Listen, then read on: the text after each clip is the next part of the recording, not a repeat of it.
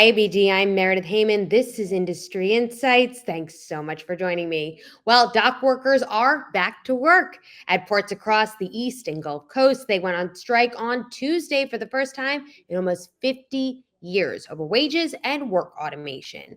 But it doesn't end there. This tentative agreement is up on January 15th, 2025, when workers return to the bargaining table to iron out outstanding contract issues. So, will another potential walkout impact the stock market and economy next year? And should consumers be on the lookout to stock up on toilet paper and other goods? Joining me to break it all down is Senior Barron's reporter covering economics issues, Megan Leonhardt. Hey, Megan, thanks so much for joining me. Thanks for having me. Absolutely. All right. It was a quick moving strike. When and why did it end?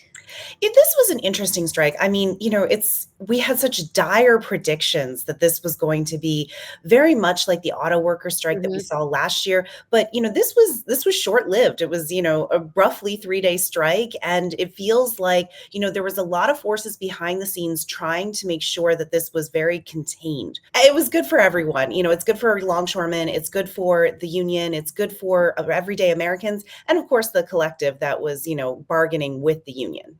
Yeah. And the walkout began on Tuesday. What were the big issues? The big issues really came down to a couple of key things. I think first and foremost, it was all about wages. You have to remember that the East Coast and Gulf longshoremen were not making nearly as much as folks on the West Coast doing exactly the same job. So this was really crucial for the union to really up their wages.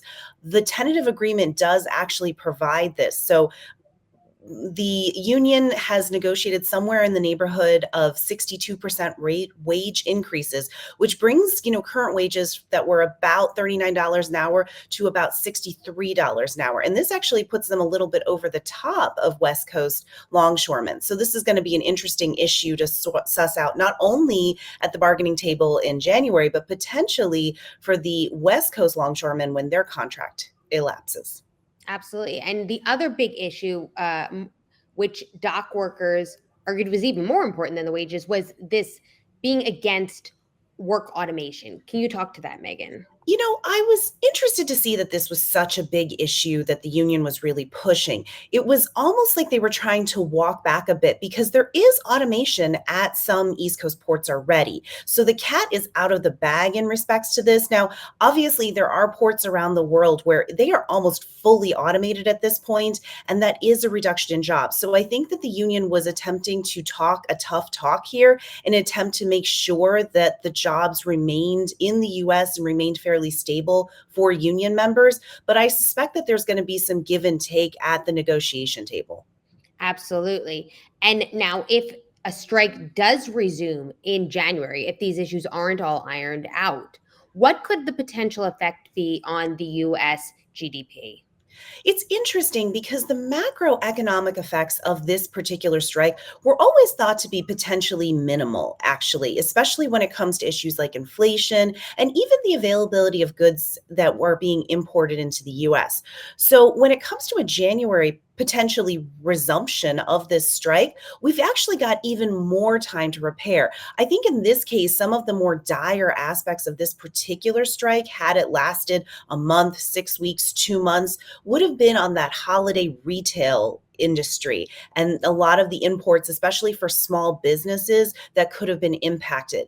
A strike in January obviously alleviates a lot of those kind of concerns. So at this point, arguably, a January strike actually may be even less impactful than something that would have happened and for a long duration in the fall. Absolutely. What about its potential effect on inflation? Inflationary impacts on this, obviously it comes down to the duration, but because inventories are so strong, and again, we have the ability to really stockpile in this case because we know this could potentially be coming. Additionally, you have to think too that retailers' pricing power has really been more restrictive over the past year. Consumers are more cost conscious at this point. And so I think that the idea that you're going to see retailers or even, product manufacturers passing on any kind of additional shipping increases is pretty minimal at this point. Absolutely. Now, going forward again, if we see this strike happen in January, could there be a spillover effect to other industries? Could we see a ripple effect on the job market if companies start to feel a pinch and that leading to layoffs? It's going to be a really interesting job market employment situation come January. We actually just got the September labor market update, and it was really good. We had a good month, a nice rebound in September. Obviously, economists are still expecting some slowing, some easing in labor conditions as we go forward. Things like government hiring, which has been particularly strong, are expected to start to slow because of headwinds to budgetary issues and things of that nature within the states. So we're going to start to see a little bit of a pivot happen towards as we get towards the beginning of the year. But I think in terms of the strike and the impact there, it should be pretty minimal. Now, it was interesting because we did see so many unions across the country really join in solidarity with the longshoremen and, really support them in any way impossible. That always is a potential risk, if you will, when you do have these big strikes, that you could have ripple effects among other unions, other industries that also refuse to do, to participate and participate in work stoppages in solidarity. But I think in this case, it should be pretty minimal. So we're expecting to see, obviously folks get back to the bargaining table. Hopefully this gets wrapped up nicely for everyone. And, it would be a nice post-holiday boost, if you will. Absolutely. But if that is not what happens, what other industries and sectors would be most affected if the dock workers strike again in January? I think you're always looking at things like, the shipping industry when it comes to this kind of a strike. And so, I think in this case, it's very industry specific. Obviously, smaller retailers, because they don't have the warehouse space, they don't have the inventory space, they could be impacted. We talked a bit about, and we heard a bit about the idea that fresh fruits and vegetables could be affected. But arguably, a lot of our trade and imports actually do come from Mexico at this point, and they don't actually come into our ports per se in the same way that overseas shipments do. So that could be a little bit of a hit or miss. Now, on the export side of things, that could be where we start to see, bigger issues, particularly if we do see a strike that goes on for longer durations. And that's going to hit corporate profits. And are there industries, sectors that potentially will have an opportunity for growth if there's a strike come January? I don't know that the strike ever really gives an opportunity for growth per se. I feel like we always kind of focus on the downside risk when it comes to these labor work stoppages. But, arguably, I think it's, an opportunity to, see wages increase, which of course could, be a good boon for consumer spending, things like that. Obviously, we are looking, out into the future for economic projections to start seeing, a decrease in GDP, or a slowdown, if you will, in GDP, not an outright constraint in GDP. But so this could actually help, really bring up overall wages and things like that, kind of help Americans' purchasing power, if you will, and that could be beneficial. Now let's go back to a possible impact on inventory. As you said, people were pretty worried about the holiday shopping season, but come January, that'll be behind us. Even before that even really got into gear, in these 3 days, did you see videos of people lining up outside of big box stores, supermarkets, afraid they weren't going to be able to get toilet paper, supply chains being affected? Do consumers need to be on the lookout for that again come January if there's another strike? I don't know who was lining up at big box Saw stores. videos. I almost want to call like a false positive on these, these videos that we saw. I mean, look, I definitely saw them in my feeds as well. I thought it was interesting. I do wonder if it's a little bit of a psychological pandemic holdover for us when we were running out of toilet paper and those everyday essentials. I think a lot of us kind of have that fear response built in at this point, and we may need to just pull it back a notch at this point. But I really do think that because we do have, stronger inventories than we did coming into the pandemic, we had really lean inventories. And that's what actually led to a lot of the supply chain issues that we saw in store from, our sort of everyday consumer perspective. We also had weaker supply chains. Now, of course, We could still see a ship get stuck in the Suez Canal and have major issues. Obviously, pork strikes, that were affecting so much of the country, going to have issues. But generally speaking, I think we've come out of the last couple of years a little bit stronger, and hopefully retailers will be able to provide things. Now, arguably,